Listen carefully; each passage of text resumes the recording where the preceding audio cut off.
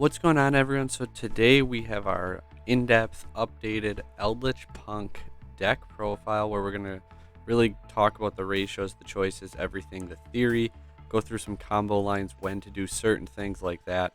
Also working on getting a bunch of good replays for you where I'll commentate over them and give my train of thought.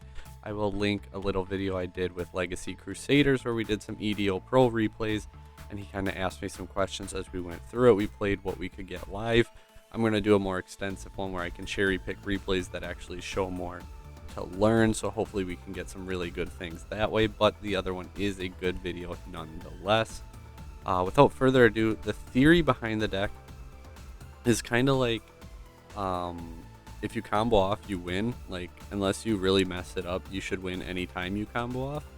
And if you don't, it kind of forces disruption to simplify the game state, and then you can just play like Eldlich or with your traps and other things like that, so you can continue doing what you need to. But yeah, so going into the ratios, main deck we're going to talk about just real quick: the 3 Xayah, 3 Foxy, 1 Spider, 2 Lords, the Ecclesia, the Resonator, the 001, the Brick, Colt Wing, that's being the Brick, 3 Lancia, 3 Telly, 2 Nadir, 2 Talent, 1 Called By, the 1 Gabu, 3 Sanguine, 2 Conk, 1 Akiro, 3 TCU, 3 IDP, 3 Strike, and 2 Punishments. So P.U.N.K ratios, we see 3, 3, 1, and 1 E-Telly also being there. So we're playing 9 starters. So we have the 3 Amin, 3 Foxy, 3 Telly. It gives us 9 starters. Like, say you don't open, like, I've seen people not play Spider or Gabu, and it can work, but then you pretty much have to open Telly or Amin for your starter, because then you would open it or search out your Foxy 2 and Foxy effect, summon out Amin, and go off that way. But what if you open your Foxy? Like, if you don't play this, Foxy's not a starter, because you can't Foxy special summon Amin, then Amin search another copy of Amin, because you can't do that, so you don't get into your combo that way. So by playing the Spider package, you could cut the 1 trap, but if you open it, it's just basically like a lost win that doesn't come back. It's just a free disruption, so it's not bad if you open it, especially in a trap deck. But the Spider is pretty necessary. Like I said, Foxy, Amin, Telly, they're all starters, so that's kind of why we play them. The Eldlich stuff, we play 2 Lords. I really like it because they're free cards to send, like with Foxy, or to pop with Break Sword, just to keep your advantage up. And Golden Lure is just really good at breaking boards, like send card on the field to the grave instead of destroying it, which is obviously really good. Coming back as a big beater, playing under TC Boo, getting rid of your TC Boo, things like that. 3 Sanguine, because we really want to get to that Lord. These don't do a whole lot on their own, though. We started with 3 and 2, and even some of the spells, and just kept cutting it down more and more, and I'm really happy where we're at here with the 2 Conk, 1 Akiro, because they don't do anything without the prior setup. So, like, unless you open Sanguine or want to neg really hard using Lord turn 1, like, these cards don't do a whole lot. They're more or less here as just like floating fodder to keep your advantage up, so the deck can just keep grinding out wins. That's kind of the main thing they're there for. They are also level 5s, which comes in for our toolbox because our tuners are level 3s. Otherwise, we do see the Ecclesia, 2 Nadir, 2 Punishment. Not playing the Defloor. These were actually a last minute. I tried Skill Drain, Torrential Tribute, a bunch of different other 2-ofs, and I ended up going to 2 Nadir Servant. I guess you really could. Maybe I'll try it a little more, but cut Punishment to 1 and add the 1 Defloor. But more or less, it's like sending to pop to add, get a trap. It's kind of unsure, but I do like Nadir. Maybe we'll put Punishment to 1, and like I said, add the Defloor, turn one of these into a Titaniclad, something like that, or even get rid of the Wind Pegasus for a Titaniclad. All things to continue testing, but as of right now, I'm really happy where the list is at, and I wouldn't change too much. I've posted a few lists in the P.U.N.K group, and this is kind of where I'm getting pretty happy with and getting content on. Other things, trap choices, like the bricks. I mean, these are just the engine cards. I do, you side up. If you go second, you can side out the Resonator and Colt Wing, and just not use them obviously for combo, because your Cupid Pitch can still search out your punks, or if you want to leave Resonator in, you can. 3 Lancia, best hand trap. Otherwise, cards, talents. The combo portion of the deck is pretty fragile, so if you get stopped, you have to, try to do something. And talents is nice because you can like try and draw into your power traps or your follow-up and continue playing. Called by the Graves is really strong for hand traps, DPE, anything like that.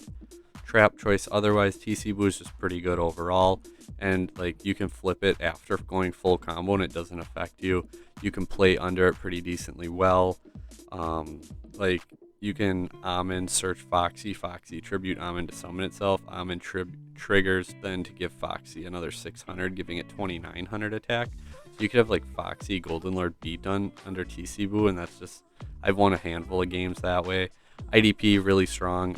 Any trap decks are really playing 3 strikes, so that's kind of the trap choices for the deck as well. Some other interaction, like I said, playing under TC Boo, you can just do like the beatdown with your bigger cards and win that way, or you can use your Golden Lord Engrave to out it if you have to. Foxy sending your Eldlich cards, like we mentioned, just keeping up all your advantage. The only one true brick in the deck, and you can cater your extra deck to opening it, and then you can still have plays. Resonator and 001, Spider, Gabu, none of them are really bricks because they're all useful even if you open them. They're just cards that you have free access to, so you'd rather not open them because you're going to get to them anyway. So they're unfortunate to see, but they're definitely not bricks. You can just search out other stuff off your Amin, so Spider's really not like anything at all. Gabu, I mean, it's one less card, but you're saving 600 life points. And the other two I've had, like, especially if your health gets hit by an Ash, but you open 001 and you started with E-Telly, like, then you can actually like special Amin search Foxy, special summon Spider if you open your 001, because then if health gets negated, you normal 001, and then you go into Auroradon, and it's like it never even happened anyway. I have done that. What else is there? Let's go through our side deck.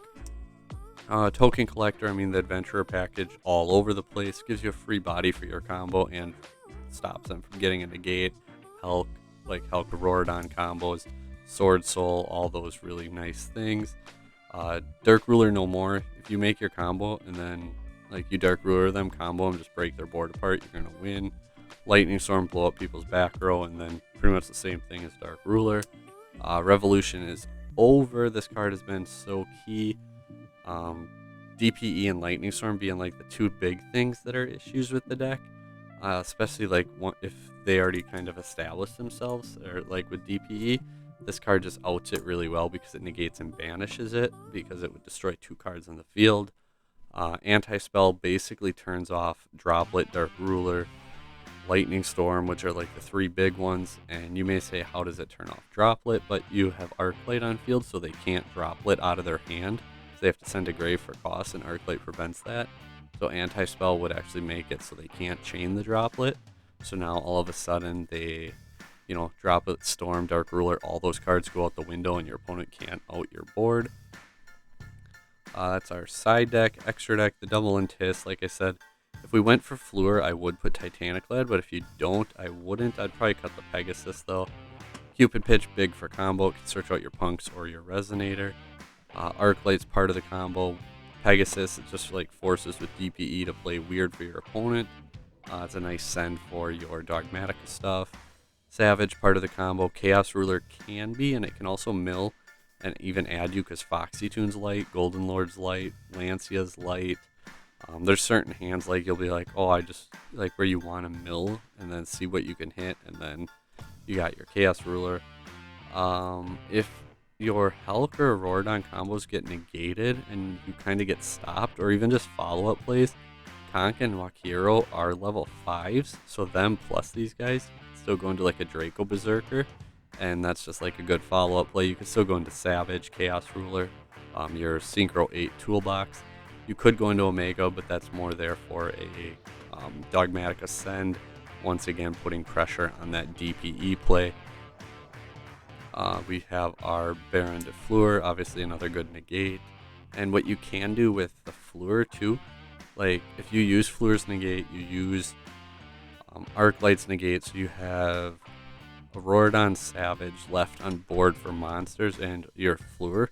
On yours, then come your next standby phase, you can use Fluor's effect, summon out Coltwing, get 2 more tokens, because you would say have Savage, Defloor, blank, blank, blank. Then the Defloor, you'd summon out Coltwing, get token, 0-1, come back. Then you can like Auroradon pop token to, get your pop one of your opponent's cards, summon out like your Zayaman, and then you can use Coltwing Zayaman and go into another Defloor.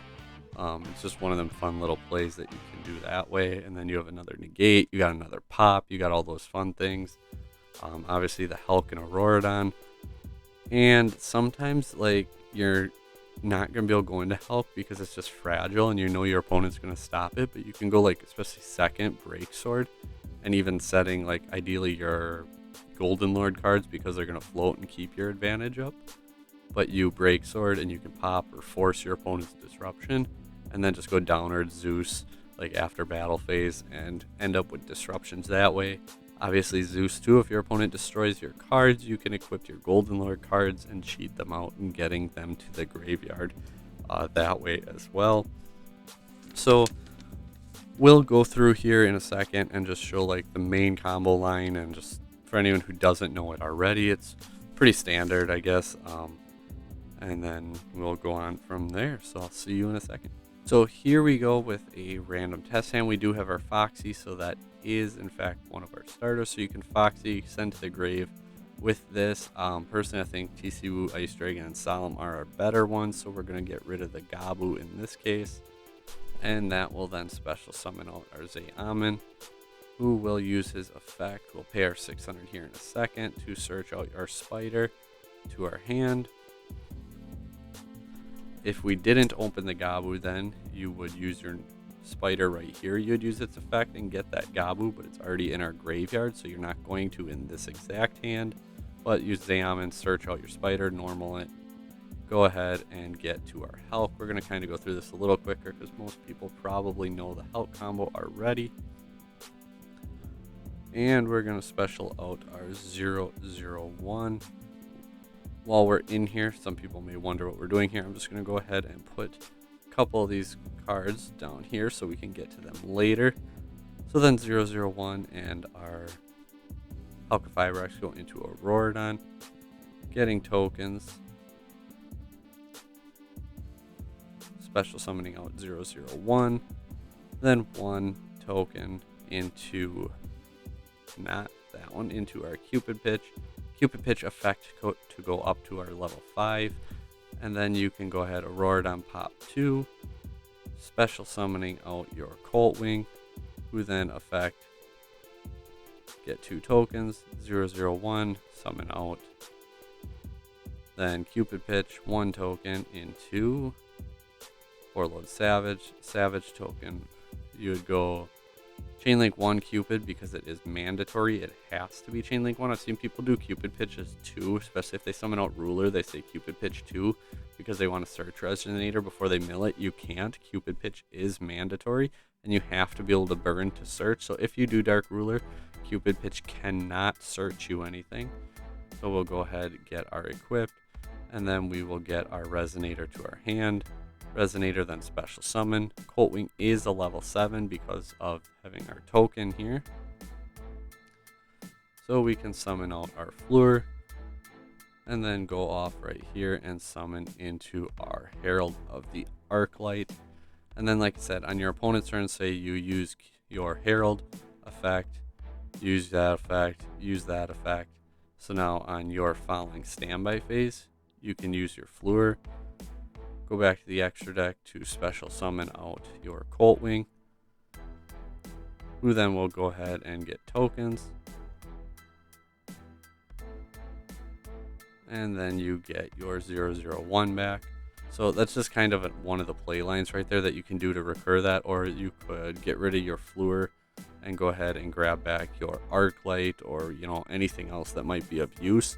You could still use your Auroradon popping like 3 here then too, and go and get your Trap back from the grave, things like that. The initial board, you would also have your 3 traps here. So that hand, it's just one of those things. If it goes uninterrupted and you end with Fleur, Arclight, Savage, and these 3, unless your opponent like Dark Ruler and then Lightning Storms you pretty much win. So that's kind of the gist of it, guys. Like I said, I'll work on that replay video. But until then, take care and thanks for watching.